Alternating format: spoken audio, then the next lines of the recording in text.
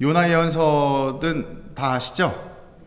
네, 요나 예언자가 하느님의 부르심을 받고 이 니네베 성읍으로 가서 뭐 회개하고 복음을 믿어라라는 그 말씀을 전하기 위해 길을 떠나게 되는 과정. 굉장히 짧은 4장에 이르는 내용을 담고 있는데 실제로 성경을 펴보면 한 장수로 한 2장인가 3장밖에 안 돼요. 굉장히 짧은 내용입니다. 그 짧은 내용 안에 우리 인간사에 녹아들어 있는 이 개인적인 욕심들을 살펴볼 수 있지 않나 하는 생각이 들어요. 요나 예언자가 처음에 하느님의 말씀을 딱 듣고서 응답을 했나요? 안 했죠. 도망갔어요. 뭐 타르수스로 도망간다 뭐 그러면서 어디였지? 뭐 야포신가 어디서 배를 타고 도망가려고 했는데 하느님께서 이제 풍랑을 일으키셨고 요나는 그냥 그 배의 그 선실이라 그러나요? 그 밑에서 이제 잠을 자고 있었던 것이죠. 그러다가 이제 사람들이 막 부산스럽게 막 하니까 뭐 당신 여기서 뭐 하는 거예요? 일어나시오 해가지고 딱 깼더니만 무슨 일인데요? 지금 뭐 이렇게 다 죽게 생겼어. 그래서 지금 뭐 이 일이 왜 생겼는지 한번 알아보는 중이요. 그래서 서로 뭐 출신 성분에 누구 믿냐 안 믿냐 이런 호구조사를 막 하다가 제비를 뽑아가지고 누군지 뽑아보자 했더니 누가 뽑혀요? 요나가 딱 뽑힌 거죠. 그래가지고 요나가 이제 실토를 하는 거죠. 사실은 내가 이래저래 저래해서 지금 도망가는 중이다. 그랬더니 요나가 그러면 나를 저 바닷속에 던져라. 그러면 이 풍랑이 잠잠해질 것이다 라고 이야기를 하죠. 그래서 사람들이 어떻게 그럴 수 있냐, 우리 못 그런다 그러면서 뭐 또 이제 이야기를 해요. 우리가 이러는 것은 뭐 우리가 요나를 뭐 죽이려고 그러는 것이 아니라 뭐 이러 하면 풍랑이 잠잠해진다 하니 어쩔 수 없이 하는 겁니다. 그러면서 바다에 요나를 던져버렸어. 그랬더니 풍랑이 잠잠해진 거죠. 그랬더니 이제 그렇게 죽게 내버려 둘 수 없었던 하느님께서는 이제 고래를 보내가지고 개래요. 요나를 이제 딱 잡아먹게 한 거죠. 그래서 고래 뱃속에 뭐 사흘 밤낮을 있다가 이제 거기서 이제 요나가 기도를 했다고 해요. 뭐 기도의 내용은 주구장창 긴데 저는 하느님께 의지합니다. 하느님 저 살려주십시오. 하니까 하느님이 이제 살려주신 거죠. 그래서 두 번째로 이제 이 얘기를 합니다. 뭐라고? 니네베로 가서 회개하고 복음을 믿어라 라는 말씀을 전해라. 그래서 이제 니네베 성읍을 딱 갔더니만 니네베 성읍이 뭐 사흘을 가로질러 가도 뭐 못 간다 할 만큼 굉장히 커다란 곳이었는데 가서 뭐 별다른 거 안 했다고 이야기를 해요. 그냥 목소리를 높여서 회개하고 복음을 믿으십시오. 이제 뭐 구원의 때가 심판의 때가 가까이 왔습니다. 그랬더니 가장 낮은 자부터 가장 높은 사람까지 다 머리에 죄를 뒤집어 씌우고 자루옷을 입고 회개했다 라고 이야기를 해요. 그게 이제 3장에 이르는 내용. 그 다음에 나오는 내용이 오늘의 이 요나 예언서 4장의 내용입니다. 요나가 이제 시작부터 뭐라 그러냐면 요나가 매우 언짢아서 화가 났대요. 왜 화가 났는지 아세요? 왜 화가 났을까요? 뒤에를 조금 더 읽어볼게요. 그래서 그는 주님께 기도하였다. 주님, 제가 고향에 있을 때 이미 이렇게 될 거라고 말씀드리지 않았습니까? 일이 어떻게 될 거라는 거예요. 니네베 성읍의 사람들이 뭘 할 것을 알았다. 회개할 것을 알았다는 거예요. 그러니까 요나 입장에서 무슨 얘기냐면 왜 쓸데없이 나를 보내가지고 이렇게 고생스럽게 만드냐, 이런 불평불만을 터뜨리는 겁니다. 매우 언짢아서 화가 나서. 그래서 저는 아물려고 일부러 타르시스로 도망을 갔는데 당신께서 어떤 분이냐? 자비스럽고 자비하시고 너그럽고 분노에는 더디고 자애가 크시고 벌하시다가도 쉬 마음을 돌리시는 분이라는 것을 알고 있었습니다. 요나는 하느님께서 이렇게 관대하고 자비로운 분이라는 걸 알았기 때문에 니네베 성읍의 사람들을 용서해 줄 것을 알고 있었다는 것이죠. 근데 왜 나를 굳이 여기를 보내가지고 막 저 죽네 마네 하는 상황에 밀고 또 뭐예요? 그 고래가 또 집어 삼키게 만들고 먼 길을 이렇게 걸어오는 이 힘든 일을 나한테 왜 시켰냐? 어차피 용서해 줄 거면서 이렇게 불평불만을 하는 겁니다. 그랬더니 주님께서 이제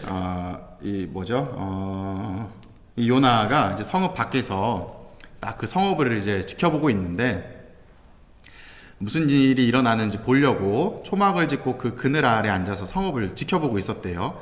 그때 해가 너무 쬐니까 하느님께서 아주까리 하나를 마련을 하셨대요. 아주까리는 뭐 이렇게 조금 이파리가 넓은 풀떼기 같은 건가 봐요. 그게 이제 쭉 자라나니까 그늘이 없던 그 상황 안에서 요나가 성읍을 바라보는데 너무 좋은 거죠. 다 그늘이 있으니까 바람이 싹 불고 그러니 살 것 같은 거예요.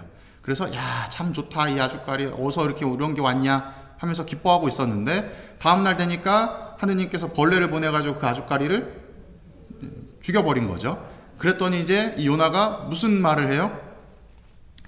이제 막 기절할 지경이 되었다 막 이야기하면서 이렇게 사느니 죽는 것이 낫겠습니다 라고 이야기를 합니다. 그랬더니 하느님께서 요나에게 아주까리 때문에 네가 화를 내는 게 옳으냐?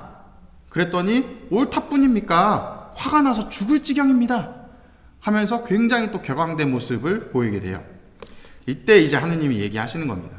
네가 수고하지도 않고 키우지도 않았으며 하룻밤 사이에 자랐다가 하룻밤 사이에 죽어버린 이 아주까리를 그토록 뭘 한다? 동정하는구나, 마음을 쓰고 있구나 라고 이야기를 하는 거예요. 그러면서 뭘 이야기해요? 저 니네베 성읍의 사람들을 이야기하는 겁니다. 내가 저렇게 니네베 성읍의 사람들에게 관심을 가지고 또 애정을 쏟는 이 행위를 왜 너는 불필요한 것으로 여기느냐? 당연히 내가 마음이 쓰이는 것이 당연한 것이 아니냐? 라는 것이 이제 오늘 이 요나 예언서의 내용이에요.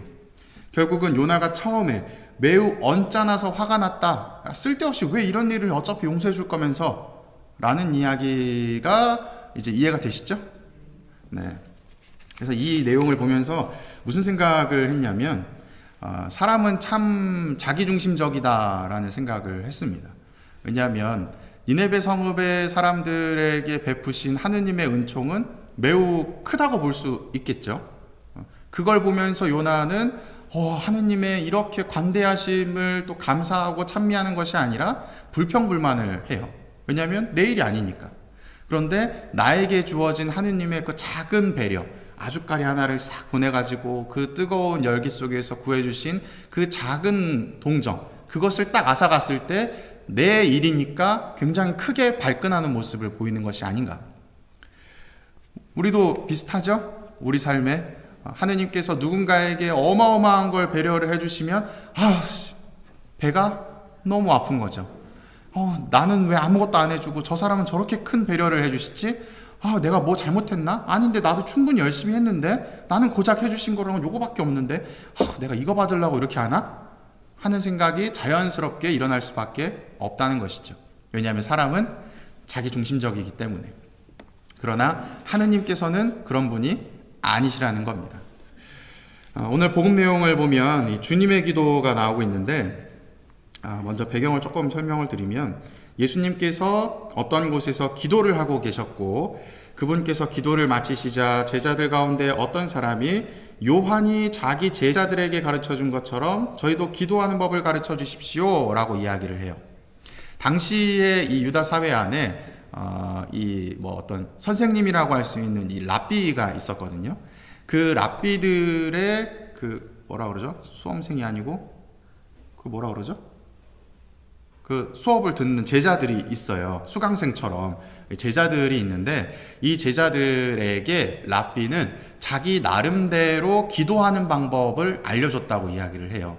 그러니까 어떤 막 정해져 있는 것이 아니라 자기 스스로 랍비가 이게 중요하지, 이런 거를 하느님께 기도해야지 라고 하는 것들을 자기 제자들에게 알려줬다고 이야기를 합니다. 마찬가지로 예수님 이전에 가장 유명하고 화제의 인물이었던 요한, 그 요한을 쫓아다니던 제자들 중에 예수님의 제자가 된 사람들도 있겠죠. 그러니 요한은 이러이러한 기도를 알려주시던데 예수님, 당신이 요한보다 더 뛰어난 인물이지 않습니까?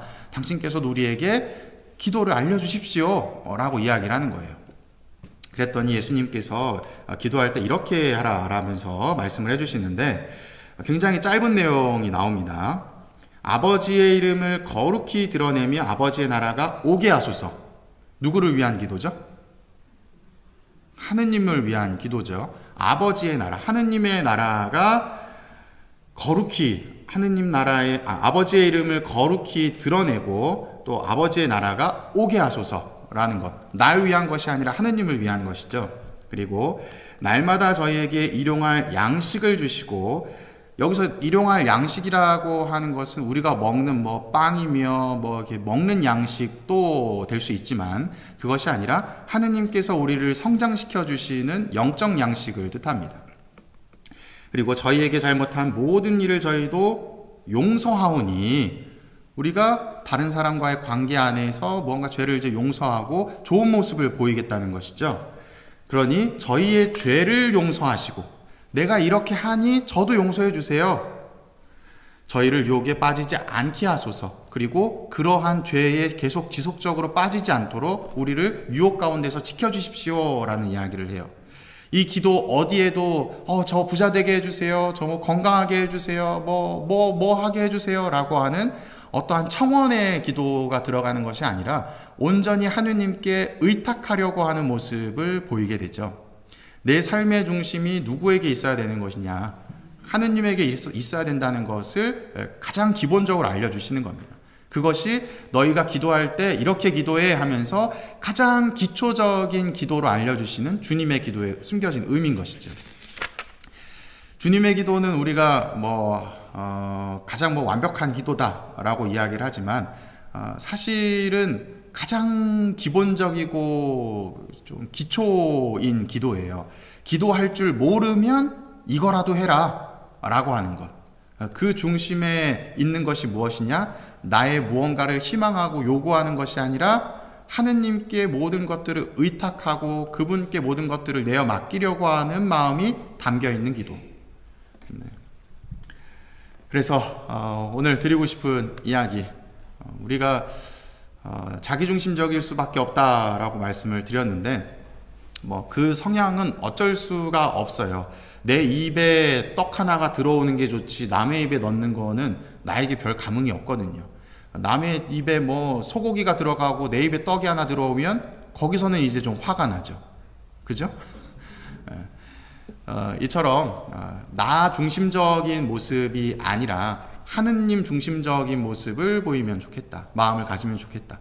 내 입에도 떡 하나 넣어주시고 저 사람 입에도 소고기를 하나 넣어줬어. 소고기냐 떡이냐라고 하는 나의 중심적인 판단이 아니라 하느님께서 나도 주고 저 사람도 주시는구나 라고 하는 이 관대하고 동정 넘치시는 하느님의 사랑을 기억해 주시면 좋겠습니다. 사랑합니다.